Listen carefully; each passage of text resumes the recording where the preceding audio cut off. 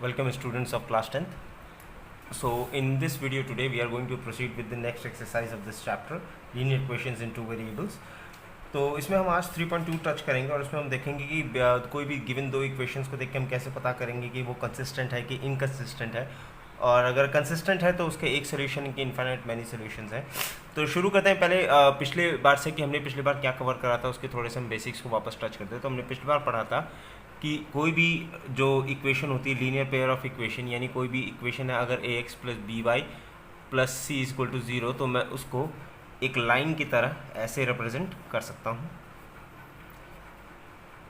ये मेरा x है, ये मेरा y है और ये मेरा ज़ीरो है. मान लीजिए एक और इक्वेशन है, ये तो a1 b1 c1 है और a2x plus b2y plus c2 is equal to zero, ये दूसरी इक्वेशन दी हुई है. तो ये मान लीजिए 1 है और ये मान लीजिए 2 है. तो पहला केस तो ये है कि जिसमें सिर्फ एक जगह पर ये दोनों लाइनें आपस में इंटरसेक्ट करती हैं, यानी इन दोनों इक्वेशन की हैज़ ओनली वन सॉल्यूशन, यानी इनका सिर्फ एक ही आंसर निकलेगा, यानी सिर्फ एक ही set of values of X and Y होगी जो दोनों इक्वेशन को सेटिस्फाई कर सकती है. तो ऐसे केस में हम क्या बोलते हैं, ये 1 है और इसी केस को हम बोलते हैं कंसिस्टेंट है. ठीक है. अब दूसरा केस होता है कि मान लीजिए एक लाइन ये जा रही है और इसी के ऊपर भी दूसरी लाइन भी इसी के ठीक ऊपर ऊपर चल रही है. तो फर्स्ट लाइन भी यही है और सेकंड भी यही है. तो इसमें क्या होता है, दिस केस इज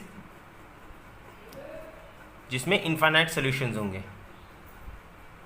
चाहे इनफाइनाइटली मैनी सॉल्यूशंस लिखिए चाहे इनफाइनाइट सॉल्यूशंस लिख लीजिए, बात एक ही है. इसको भी हम क्या बोलते हैं, ये भी हमारा कंसिस्टेंट है. ठीक है. अब जब दो केसेस में है, इनमें कुछ ना कुछ सोल्यूशन निकलेगा, इसमें एक कम से कम एक सोल्यूशन निकलेगा और इसमें बहुत सारे सोल्यूशंस निकलेंगे. अब तीसरा केस आता है जहां पर एक लाइन ये जा रही है मान लीजिए फर्स्ट की और दूसरी इसके पैरेलल है. ठीक है. मतलब line 1 is parallel to line 2. इसका क्या मतलब है, इस साइन का मतलब होता है पैरेलल. पैरेलल मतलब ये दोनों कभी आपस में मिलेंगी नहीं, तो कभी मिलेंगी नहीं तो कभी कोई भी कॉमन सोल्यूशन नहीं होगा. तो हमें इसको क्या बोलते हैं, नो सोल्यूशन. यानी x और y की ऐसी कोई वैल्यू नहीं है जो दोनों में फिट करके सही प्रूफ करी जा सके, और इस केस को हम बोलते हैं इनकंसिस्टेंट. तो इनकंसिस्टेंट का तो एक ही केस होता है, लेकिन कंसिस्टेंट होने के दोनों पेयर ऑफ इक्वेशंस के दो केस निकल कर आते हैं. अब ये तो बात हुई कि आपको ग्राफ बनेगा तब पता चलेगा कि क्या आंसर है, लेकिन नहीं, हमारा जो इसमें इस एक्सरसाइज में हमारा जो एम है वो ये है कि हम छोटी सी कैलकुलेशन करके ये पता कर सकते हैं कि ये वाला केस बैठेगा गिवन पेयर ऑफ इक्वेशन के लिए, या ये वाला बैठेगा कि ये वाला बैठेगा. ठीक है. इसके लिए बहुत ही एक इजी मेथड है, उस पर स्विच करते हैं कि हम इसका कैसे पता कर सकते हैं. ठीक है. तो मान लीजिए मेरे पास कोई भी दो इक्वेशंस है, मैं दो एग्जाम्पल इक्वेशंस उठाता हूँ, उसके बाद हम चेक करते हैं कि इनका क्या कैसे हम पता करेंगे. तो सबसे पहली इक्वेशन, जो सबसे पहला केस है, इसमें मैं देखता हूँ कि चलिए पहले एक काम करते हैं, पहले आपको हम बता देते हैं केसेस क्या है. मान लीजिए एक इक्वेशन है a1x plus b1y plus c1 is equal to zero. दूसरी है a2x plus b2y plus c2 is equal to zero. ठीक है. आपको ध्यान देना है क्या, a1 b1 और c1, सिमिलरली a2 b2 और c2, ये आपको 6 वैल्यू इसमें से निकालनी है जो कॉन्स्टेंट्स हैं. ठीक है. अब इन कॉन्स्टेंट्स को आपको क्या करना है, कैलकुलेट करके देखना है कि ये कंसिस्टेंट है कि इनकंसिस्टेंट है, और अगर कंसिस्टेंट है तो एक सोल्यूशन है कि मैनी सोल्यूशंस है. ठीक है. तो इसके लिए क्या है, आपको सबसे पहले निकालना होगा a1 अपॉन a2, साथ में निकालना होगा b1 अपॉन b2, और एक तरफ निकालेंगे c1 अपॉन c2. इन तीन की वैल्यूज़ आप निकाल लीजिए. a1 की वैल्यू, a2 की वैल्यू, इन सब यहाँ से पता चलेगी इक्वेशन से, यहाँ पुट करिए और इनका फ्रैक्शन यानी इनका जो रेशियो है वो निकाल लेंगे आप. ठीक है.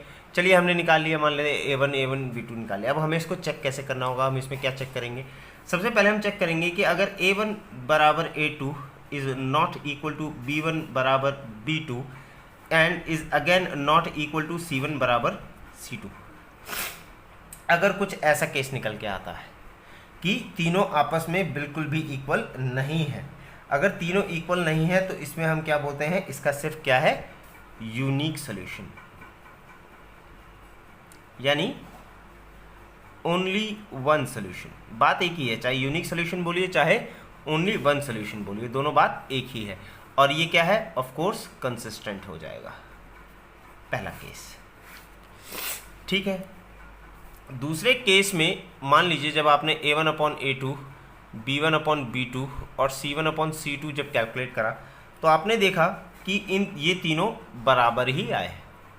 अगर ये तीनों बराबर आ गए तो यहाँ पर सबसे पहले क्या है, आप तुरंत, ये भी एक क्या है हमारा कंसिस्टेंट केस ही है, और ये कंसिस्टेंट केस होने के साथ साथ हम इसमें क्या करेंगे, कंसिस्टेंट केस होने, तो ये क्या है, ये भी मेरा एक क्या है कंसिस्टेंट केस है। और कंसिस्टेंट केस होने के साथ साथ मुझे क्या पता चलेगा कि इसके मेनी सॉल्यूशंस हैं, यानी ये क्या है केस नंबर 2। ध्यान रखिए जो मैंने यहाँ केस 2 बताए हैं, केस नंबर 1 यही है जिसमें मेरा a1 a2 not equal to b1/b2 not equal to c1/c2, ये रहा केस, ये सेकंड केस और ये थर्ड केस है। ठीक है, तो जो केस मैंने वहाँ लिए हैं वही केस मैं यहाँ पर भी समझा रहा हूँ उसी नंबर के हिसाब से। ठीक है, तो मान लीजिए अगर ये तीनों बराबर आ गए तो मैं क्या समझा यहाँ पर, इनफाइनाइट सॉल्यूशंस, यानी इसके बहुत सारे सॉल्यूशंस आने वाले हैं। यानी ये क्या है, कोइंसिडेंट है, ये जो दोनों लाइनें बन रही हैं वो क्या है, कोइंसिडेंट है। कोइंसिडेंट मतलब एक दूसरे के ऊपर ही एक साथ एक ही जगह पर बैठी हुई हैं। ठीक है, तो ये भी क्या है मेरा कंसिस्टेंट केस है, इसमें भी क्या है मेरी इक्वेशंस कंसिस्टेंट है। ठीक है, इस केस में भी, लेकिन इसमें क्या है, आप बोल सकते हो कि ये जो दोनों लाइनें हैं दीज आर कोइंसिडेंट लाइंस। देखिए ये जितने भी टर्म्स हैं आपको पता होना चाहिए इनका मतलब क्या है, ताकि क्वेश्चन में अगर दिया हो कि दो इक्वेशंस हैं जो कि कोइंसिडेंट लाइंस को रिप्रेजेंट करती हैं तो आपको तुरंत समझ में आ जाना चाहिए कि वो एक इनफाइनाइट सॉल्यूशन के दोनों दो जो पेयर हैं वो दोनों मिलकर एक इनफाइनाइट सॉल्यूशंस की तरफ आपको बता रहे हैं। ठीक है, anyways moving on to the third one. Third case में क्या हो सकता है कि आपके पास जो a1 है, a2 और b1 और b2 तो आपस में इक्वल आ रहे हैं, लेकिन c1 और c2 के बराबर नहीं है।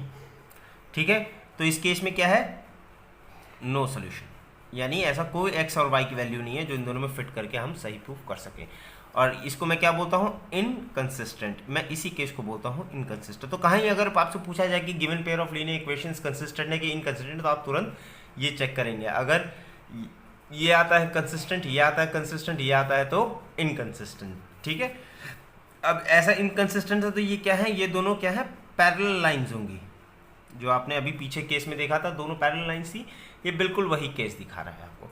ठीक है, तो आपको ऐसे आइडेंटिफाई आप आसानी से कर सकते हैं। अब इसको अप्लाई करते हैं हम एक क्वेश्चन को उठा के कि इसको हम अप्लाई करते समय किन बातों का ध्यान रखेंगे। तो लेट्स सी, मान लीजिए मेरे पास एक इक्वेशन आती है यहाँ पर, पहली इक्वेशन मैं लेता हूँ, दो इक्वेशंस हैं, x - 2y = 0 और दूसरी इक्वेशन है 3x + 4y - 20 = 0। तो सबसे पहला काम है a1 b1 c1 इसमें से आएगा, a2 b2 c2 इसमें से आएगा। ठीक है, तो हमें दोनों के पहले वैल्यूज निकालेंगे। तो a1 मेरे पास कितना है 1, यहाँ कुछ नहीं है तो ये कुछ नहीं है तो 1 हो गया।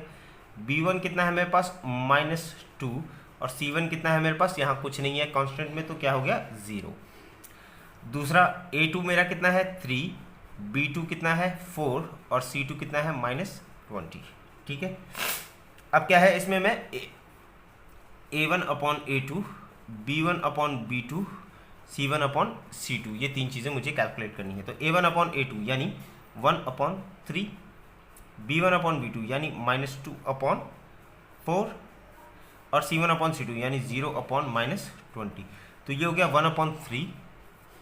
ठीक है, ध्यान से देखते चलिए, पहला वाला हो गया 1/3, ये वाला हुआ -1/2 क्योंकि 2 2 4 कटेगा तो ये -1/2, और तीसरा जो आया वो आया मेरा 0 क्योंकि anything when 0 is divided by any number the answer is 0। तो ये दोनों भी इक्वल नहीं है और ये भी आपस में इक्वल नहीं है। तो कौन सा केस बना, अब वापस ऊपर की तरफ रिव्यू करिए, नॉट इक्वल, ये वाला केस बना, तीनों आपस में बराबर नहीं आ रहे, तो ये इसका क्या आंसर आएगा मेरा, ये क्या है कंसिस्टेंट है और इसका सिर्फ एक सोल्यूशन है। तो मैं यहाँ पर तुरंत बोल सकता हूँ consistent and has unique solution. ठीक है, चलिए दूसरा एग्जांपल उठाते हैं अब दूसरे केस को समझने के लिए। तो अब मेरे पास दो इक्वेशन जो नई दी गई हैं वो है 2x + 3y - 9 = 0 और दूसरी इक्वेशन है 4x + 6y - 18 = 0। इसमें a1 कितना है 2, b1 कितना है 3 और C1 कितना है -9। इसमें A1 इसमें A2 आपका है 4, B2 है आपका 6 और C2 है आपका -18। Let's calculate A1 upon A2, B1 upon B2 and C1 upon C2। ठीक है, A1 अपॉन A2 कितना आया 2/4, ओके। B1 अपॉन B2 कितना आया 3/6 और C1 अपॉन C2 कितना आया -9/-18। ठीक है, रिड्यूस करेंगे इसको, 2 2 जा 4 कितना आया 1/2, 3 2 जा 6 कितना आया 1/2, माइनस माइनस गया 9 2 जा 18 कितना आया 1/2। देखिए तीनों बराबर आ गए, तीनों बराबर हैं हमारे। तो अब इसके लिए हमारे क्या केस था, तीनों बराबर होने पे कंसिस्टेंट है और इनफाइनाइट सॉल्यूशंस है, यानी ये दोनों क्या है कोइंसिडेंट लाइन है, एक दूसरे के ऊपर एक चल रही हैं। ठीक है, अब देखिए मैं यहीं पे आपको एक चीज़ बताता हूँ, पहले हम इसको मार्क कर देते हैं कि this is consistent and has infinite solutions. ठीक है, अब यहीं पे एक चीज़ और मैं आपको दिखा देता हूँ। देखिए ये वाली इक्वेशन है और ये वाली इक्वेशन है, इसमें अगर मैं 2 का मल्टीप्लाई कर दूँ तो यही आ रही है। कैसे, 2 × 2x 3y - 9 इसमें इक्वल टू 0। इसमें मैं क्या करता हूँ 2 का मल्टीप्लाई करता हूँ, तो 2 2 जा 4x, 2 3 जा 6y, ठीक है, और 9 2 जा 18 कितना आया 4x + 6y - 18 इक्वल टू 0। ठीक है, तो देखिए घूम फिर के वापस दोनों इक्वेशन एक ही हैं, बस क्या है एक का उठा के कांस्टेंट दूसरे में एक मल्टीप्लाई हो रहा है। ठीक है, तो this is how you will find कि सॉल्यूशंस कितने हैं, कंसिस्टेंट है कि नहीं, और अगर है नहीं है तो कितने सॉल्यूशंस है, नहीं है तो कोई मतलब ही नहीं है। चलिए थर्ड वाला केस भी यहीं कंप्लीट कर लेते हैं। मेरे पास है x + 2y - 4 इक्वल टू 0 और 2x + 4y - 12 इक्वल टू 0। तो a1 आया मेरा 1, b1 आया मेरा 2, c1 आया मेरा -4 और इसमें a2 आया मेरा 2, b2 आया मेरा 4 और c2 आया मेरा -12। ठीक है, अब नेक्स्ट काम क्या है, a1 upon a2, b1 upon b2 और c1 अपॉन c2 कैलकुलेट करना। तो a1 अपॉन a2 कितना हो गया 1/2, ठीक है, b1 अपॉन b2 कितना हो गया 2/4 और दिस इज -4 अपॉन -12। ठीक है, अब इसको तो रिड्यूस नहीं कर सकते, इसको रिड्यूस कर सकते हैं, 2 2 जा 4, तो पहले वाला तो हाफ ही है, दूसरे वाला भी मेरा क्या होगा हाफ, तो ये दोनों तो इक्वल आए गए।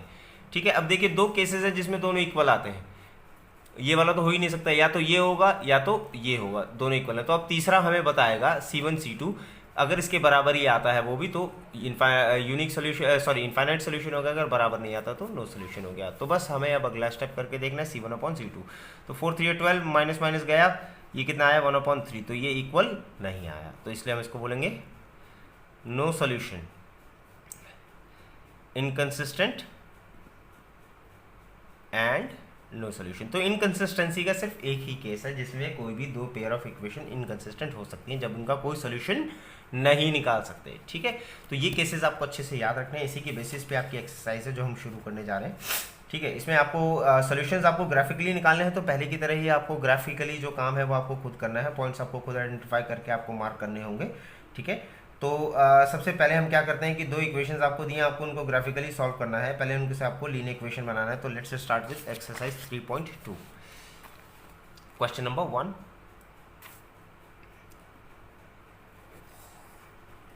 तो क्वेश्चन नंबर 1 में पहले बोलता है कि फर्स्ट की मुझे इक्वेशन बनानी है, बोलता है 10 students of class 10 took part in a mathematics quiz, the number of the girls is 4 more than the number of boys, then the number of boys and the girls who took part in the quiz. तो फिर मेरे को बोलता है कि मान लीजिए दो गर्ल्स और बॉयज़ ने मिलकर एक क्विज में पार्टिसिपेट करा, और बॉयज़ जितने हैं उससे 4 ज़्यादा गर्ल्स हैं, कुल मिलाकर 10 बॉयज़ एंड गर्ल्स हैं। तो मुझे इसकी इक्वेशन बना के ग्राफिकली सॉल्व करने के लिए बोला जा रहा है। तो इसमें क्या है, सबसे पहले मैं ले लेता हूँ बॉयज़ और एक तरफ ले लेता हूँ गर्ल्स, दो तरह हैं। ठीक है, मान लीजिए बॉयज़ जो है, नंबर ऑफ बॉयज़ जो हैं वो कितने हैं x, तो गर्ल्स कितनी होंगी मान लेते हैं y। ठीक है, मुझे बोलता है कि जो लड़कियां हैं लड़कों से 4 ज़्यादा है, क्या बोला है, जो लड़कियां हैं लड़कों से 4 ज़्यादा है, मतलब जो लड़कियां हैं वो लड़कों से 4 ज़्यादा है। This is your equation number 1। दूसरा बोलता है कि दोनों मिलाकर 10 ही बच्चों ने पार्टिसिपेट करा, तो मतलब इससे ये क्या आया मेरा, इसको मैं रीअरेंज कर लेता हूँ। तो इसको रीअरेंज करने पे y - x = 4। ठीक है, दूसरा बोलता है मेरे को कि दोनों लड़के लड़की मिलाकर 10 स्टूडेंट थे, तो दूसरी इक्वेशन क्या बनेगी, x + y = 10, टोटल 10 थे। अब यहाँ से सॉल्व करना चाहे तो आप ग्राफिकली आपको ये सॉल्व करना है, ठीक है, ग्राफिकली आप इसको सॉल्व करेंगे। वैसे मैं आपको इसका सोल्यूशन निकाल के बता देता हूँ जो लेटर स्टेज पे आपको पता चलेगा। तो y इक्वल टू आपका 7 आना चाहिए और x आपका 3 आना चाहिए, ठीक है, ये आपका आंसर आना चाहिए। लेकिन आप इसको ग्राफिकली करेंगे, आप ग्राफ प्लॉट करेंगे। पहले एक इक्वेशन लेंगे, इसमें x को 0 रखो तो y 4 हो जाएगा, ठीक है, जैसे मैंने आपको पिछले वीडियो में बताया था वैसे ही आप इसकी एक लाइन प्लॉट करेंगे, फिर दूसरे वाले की लाइन प्लॉट करेंगे, वो जहाँ काटेगा वो आपका सोल्यूशन कहलाएगा, ठीक है। आपको इस तरह से इसको सॉल्व करके दिखाना है।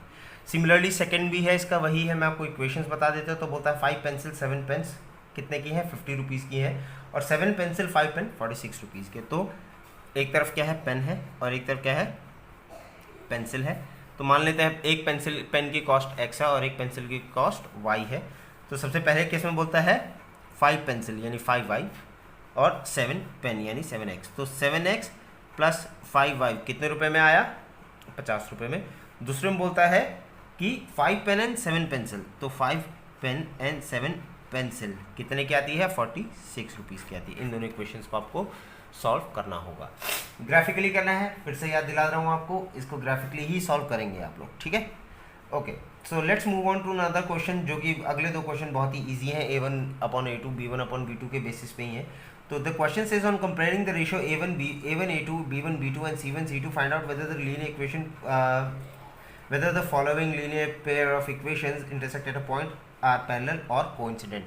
तो वही है केस, आपको क्या करना है, देखना है कि सबसे पहले A1A2 रेशियो देखेंगे, उसके हिसाब से आपको ये बताना है कि तीन ही केस हैं। अगर वो इस यूनिक सोल्यूशन पे आता है तो आप उसको बोलेंगे दे इंटरसेक्ट एट अ पॉइंट। अगर वो माइनस सोल्यूशंस पे आता है तो बोलेंगे कोइंसिडेंट है। अगर नो सोल्यूशन आता है तो आप क्या बोलेंगे, वहाँ पर क्या हो जाएगा, वो पैरेलल लाइंस हैं। तो सबसे पहले वाला देख लेते हैं, एक क्वेश्चन करके देख लेते हैं। सबसे पहला जो आपको दिया है 5x माइनस 4y प्लस 8, एक इक्वेशन ये है। दूसरी इक्वेशन आपको बोलता है 7x plus 6y minus 9 is equal to 0, ठीक है। तो इसमें से A1 निकालेंगे 5, B1 है मेरा -4 एंड C1 है मेरा 8, ठीक है। ऐसे ही इसमें A2 है मेरा 7, B2 है मेरा 6 और C2 है मेरा -9। अब A1/A2, B1/B2 और C1/C2 मुझे कैलकुलेट करना है। तो वैल्यूज रखेंगे A1 A2 5/7, ओके, -4/6 एंड 8/9, ठीक है। तो इसको तो और रिड्यूस नहीं कर सकते, 2 to the 4 2 to the 6, -2/3 ये वाला आया, इसको और रिड्यूस नहीं कर सकते।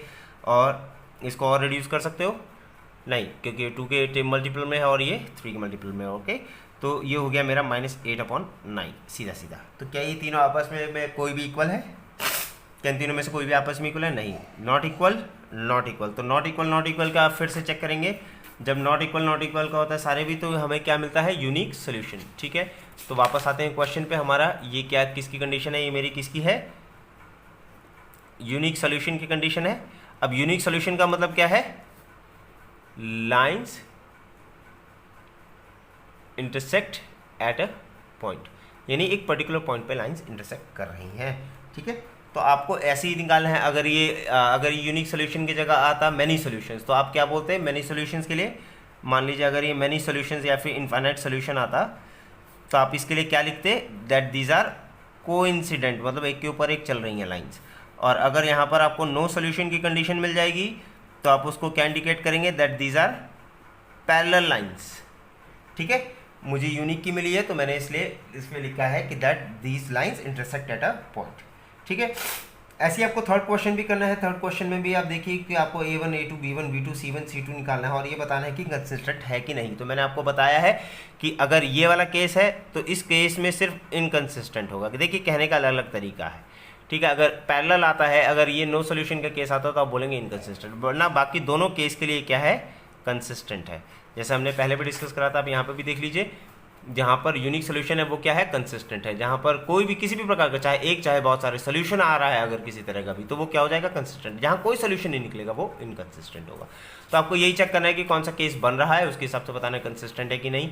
या फिर आपसे पूछा जा सकता है कि इनफाइनाइट कितने सोल्यूशन है वो बताइए, या फिर ये पूछा जाता है कि लाइंस की नेचर क्या है। यानी इस वाले में क्या है कि they intersect at a point, इस वाले में है that these are coincident, and इस वाले में है that these are parallel lines and never intersect each other. ठीक है, तो आपको इस बेसिस पे आपको कंसिस्टेंट इनकंसिस्टेंट इस क्वेश्चन में बताना है, थर्ड क्वेश्चन में, जो कि आप खुद करेंगे।